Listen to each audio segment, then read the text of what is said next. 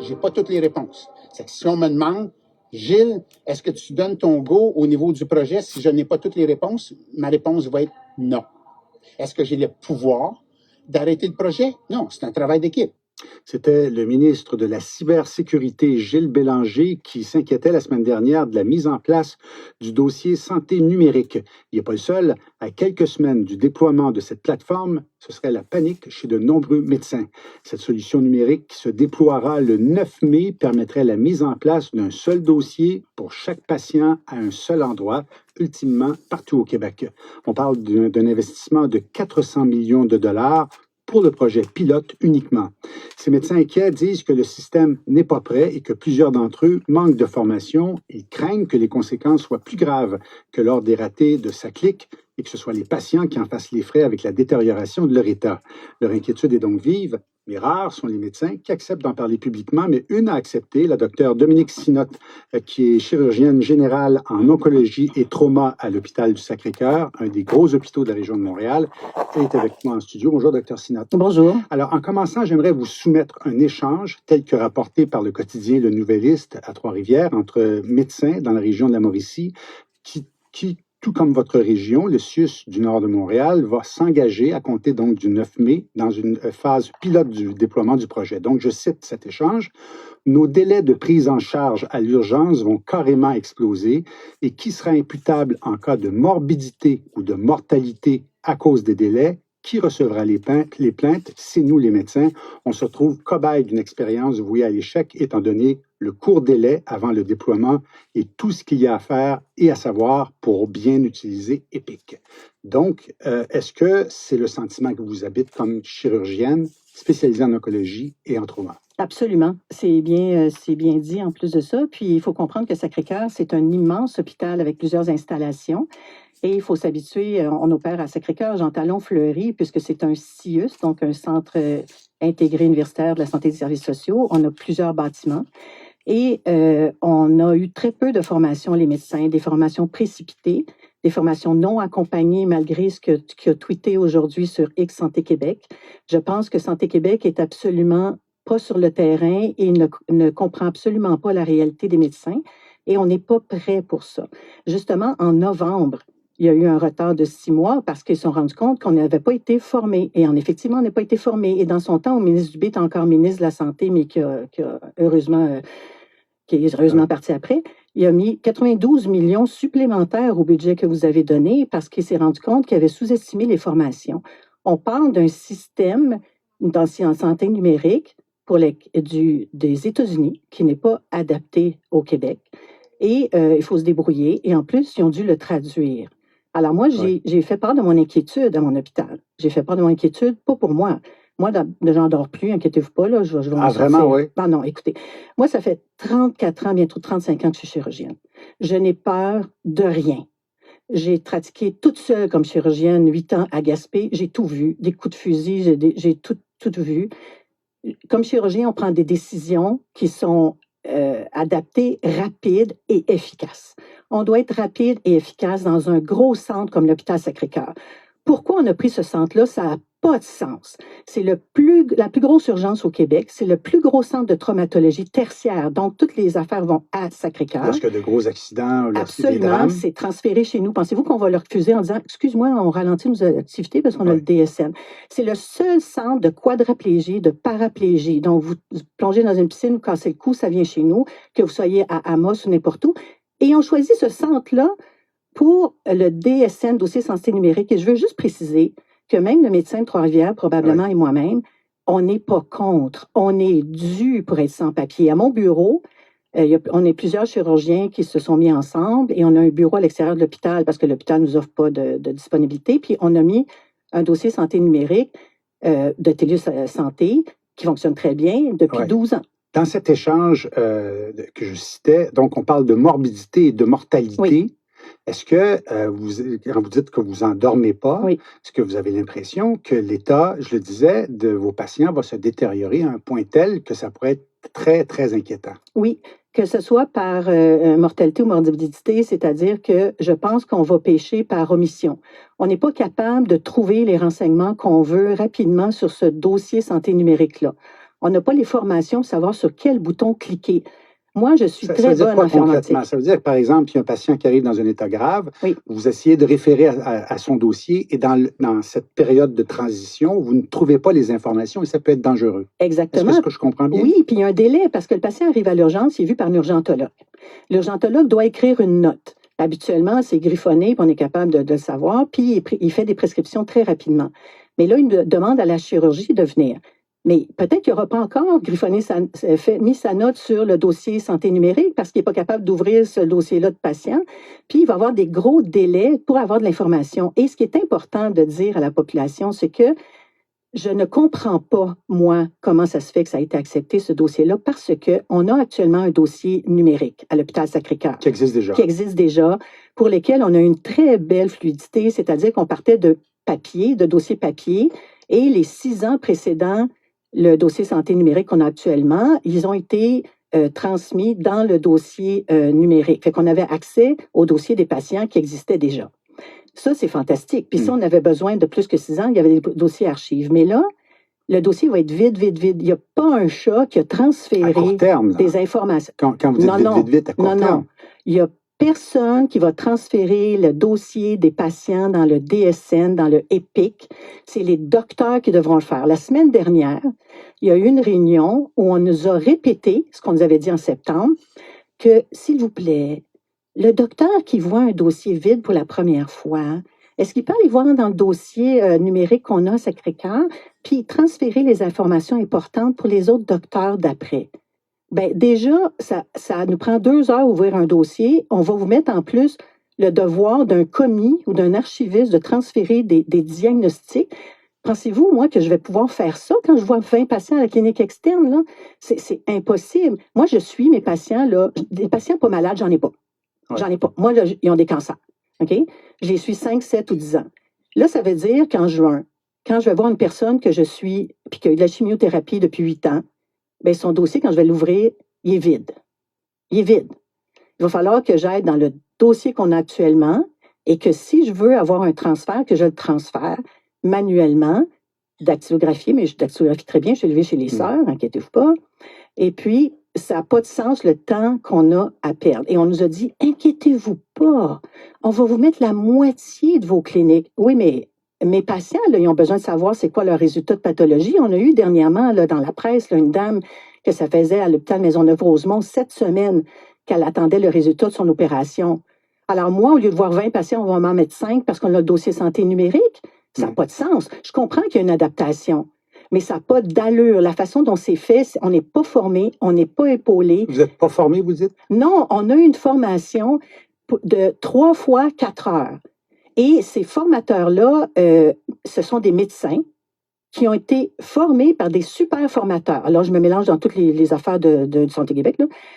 Puis les super formateurs, ce sont des gens qui ont été formés par les gens des États-Unis. Puis là, les super formateurs, ils ont dit qui veut être formé pour donner ça à leurs camarades. Fait qu'il y a des médecins qui sont allés pendant 1 semaine complète, payés, pour être formés, pour nous donner à nous la formation pour le DSN. Et quand on pose une question pointue, combien de temps on va avoir accès à l'ancien dossier? Est-ce que je vais pouvoir mettre mes protocoles? Bien, ils ne savent pas. Ils ne savent pas. Et là, on nous dit, ne vous inquiétez pas, le 9 mai, vous allez avoir des super utilisateurs. Mais un super utilisateur, ce n'est pas un docteur. Hein? Ça peut être une travailleuse sociale, ça peut être un infirmier. Mais on n'a pas la liste. On ne sait pas s'ils sont disponibles la fin de semaine, les jours fériés. Oui, mais j'essaie de comprendre en quoi le déploiement d'une plateforme comme celle-là, donc vous n'êtes pas contre, puis je pense qu'il est temps qu'on mette fin au fax dans le secteur de la santé, en quoi ça pourrait mettre en péril la santé des gens qui se présentent à votre hôpital ou encore dans la région de la Mauricie, centre du Québec, parce que ce sont les 2 régions pilotes? C'est le délai qu'on a avec chaque chose. On a eu des informations de la pharmacie qui nous disait qu'ils n'accepteraient aucune prescription par téléphone, par fax, par papier, en allant en personne. Il faut que ce soit dans le dossier DSN. Changer un médicament, là, on ne sait même pas sur quel piton peser pour dire qu'on veut changer le milligramme du médicament. On ne sait même pas nos prescriptions où les faire. Et c'est dangereux parce que là, on parle de nouveaux patients qui arrivent à l'urgence, mais est-ce qu'on va mettre dehors tout le monde qui est déjà hospitalisé là, actuellement? Ben non. Les infirmières sont déjà débordées. Puis la fin de semaine, il y en a moins d'infirmières pour prendre soin de ces patients-là. Puis on met le déploiement du DSM le 9 mai, un samedi, où il n'y a pas un chat pour vous aider. Il y a des docteurs qui Et sont où il y a des débrouillés. accidents, par exemple, dans Oui. votre cas, à vous, là. Vous êtes de garde cette fin de semaine-là. C'est la fin de semaine suivante de 3 jours, la fin de semaine, de longue fin de semaine, là, il n'y a pas grand monde de disponible pour venir m'aider, hein? Oui. Alors, il y a des docteurs aux soins intensifs qui ont décidé de mettre un double personnel, c'est-à-dire qu'ils sont déjà 10 intensivistes, ils vont être 20. Mais moi, là, du temps libre, j'en ai pas. Je suis de garde, on est de garde tout le temps. On est de garde, là, une semaine sur 2. Là, vous allez me dire, ben oui, allez aider votre collègue. Mais non, du temps libre, j'en ai pas, de toute façon. On n'est pas assez de personnes pour faire ça. Puis toutes les spécialités, on nous met ça sur notre dos. Parce qu'on dit, ben si vous n'avez pas le temps de voir un patient, demandez à un collègue de venir. Ben oui, mais mon formateur à moi, là, j'ai envoyé une question hier, j'ai texté une question hier, il est en congé de paternité. La personne qui le remplace est en vacances. Il n'y a personne pour répondre à nos questions avant le 9 mai et vous ne me ferez pas croire que dans une industrie aussi grosse que le CIUS, qui serait n'importe quelle autre industrie là, non médicale, qu'en implantant un système complètement différent, on vous dit, on vous voit 3 fois, puis let's go. Oui. Je vais poursuivre la discussion avec le docteur Lawrence Leroux, qui est anesthésiologiste aussi au CIUS du nord de l'île de Montréal. Il est dans notre studio à Sherbrooke. Bonjour, docteur Leroux. Bonjour, M. Carrel. Vous venez d'entendre Dr Sinot. Comment vous réagissez à son témoignage? Je pense qu'on partage tous un peu certaines des inquiétudes de Dr Sinot.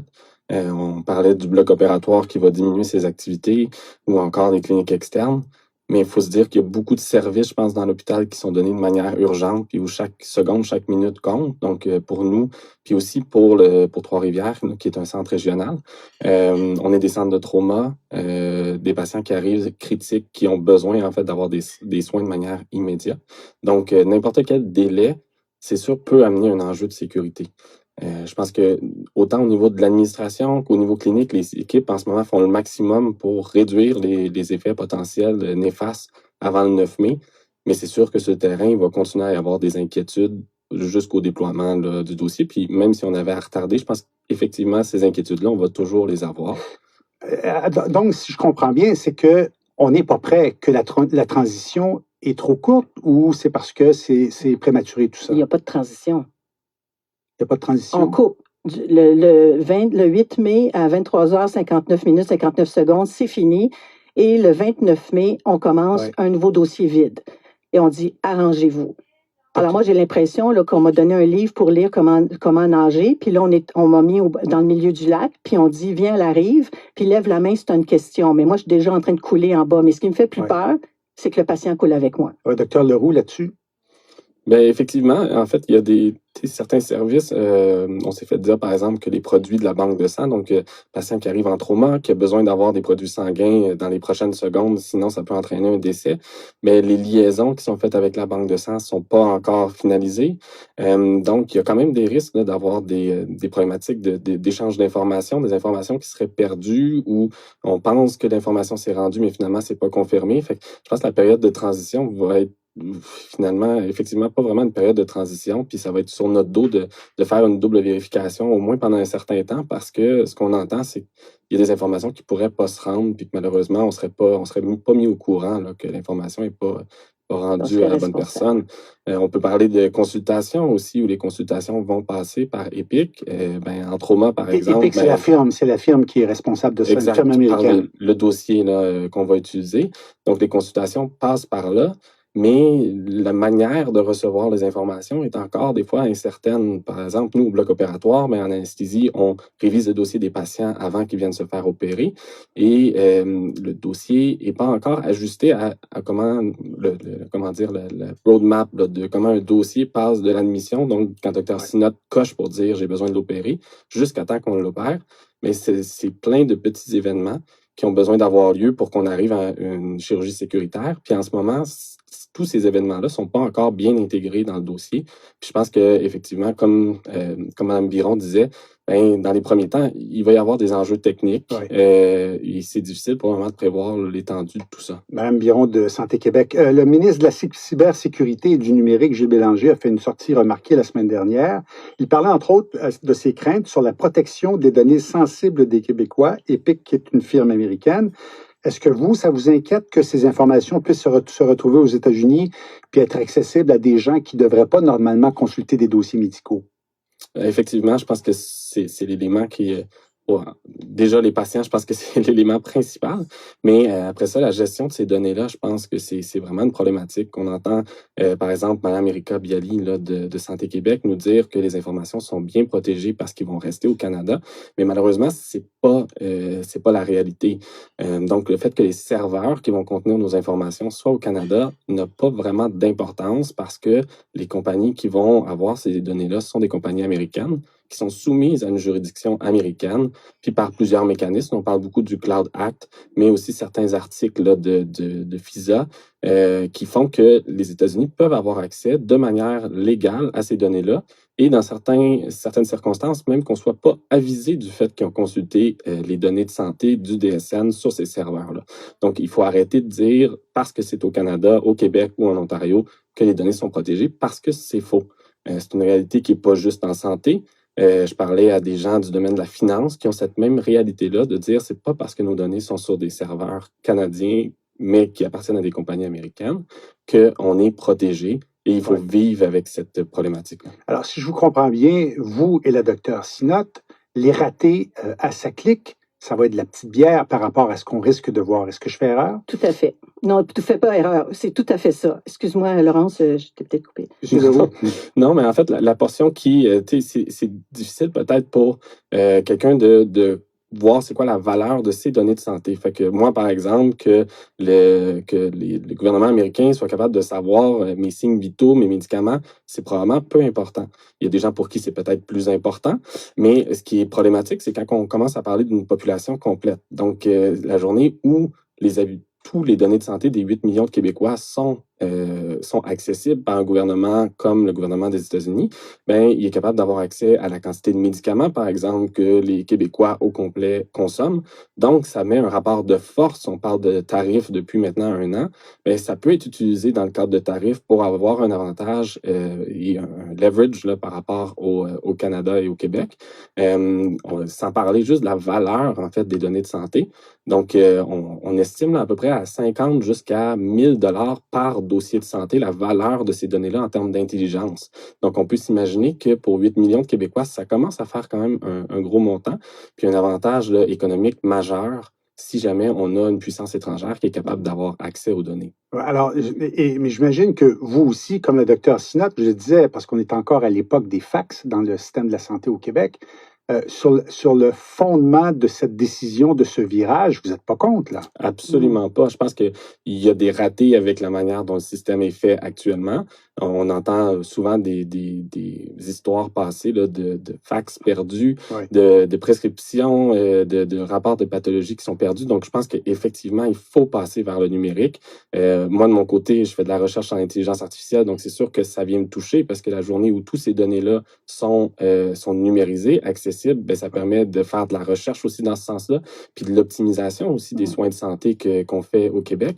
Donc, c'est certain que je pense qu'il faut aller dans cette direction-là. Puis je pense pas que c'est ça l'essentiel du débat. Malheureusement, je pense qu'à certains égards, Santé Québec essaie de ramener le débat vers les gens qui sont contre ou qui émettent des problèmes, qui parlent des problématiques, sont contre la numérisation, mais c'est absolument pas ça.